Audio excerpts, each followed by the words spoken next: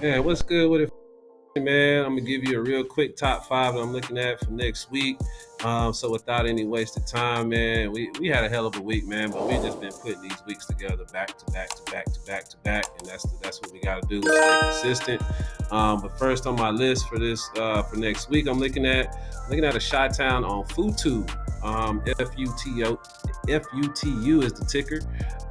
Looking at a couple entry potentials here on Futu. First off, I'm looking at the week.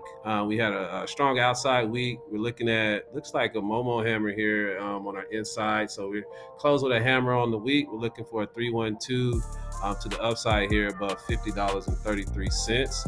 And then also looking at the month, looking at this 122 reversal setting up as well above $50.60. So we got about 27 cents between triggers right there.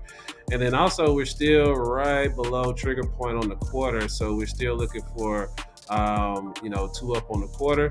So we're all in alignment to kind of push up and flip continuity on this one all the way to the upside. So keep an eye out for Futu. First one on my list. Second one I want to pull up here is a downside setup, and that is Pinterest. PINS is the ticker. Just a couple things. The main thing I want to look at here on Pinterest is the inside week. Also, this is a Chicago setup here, looking for 312 off this shooter here, below 2171 to take entry on Pinterest. We've got point of control in the week here at 2107, and then we've got a potential level of down to like 1573 if we really want to make our way down. And so there's be some smaller pivots in between. We're still inside on the month, but it looks like we had that two up last month. It came in contact with the broadening formation, and now we are reversing back to the downside. So we'll see if that sustains on Pinterest.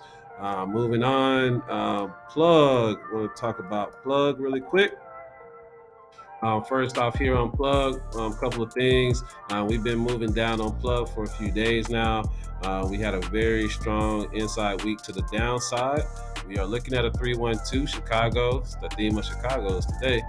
312 to the downside below $25.60. We'll be looking to take this one just below the $25 level for a shorter trade. And there's a BF there. Once we get below there, we're looking at around $20, $21 would be my level that I'll be looking at for that next broadening formation level. And then looking at the month, we're still inside with pushing down, making our way to this next broadening formation level.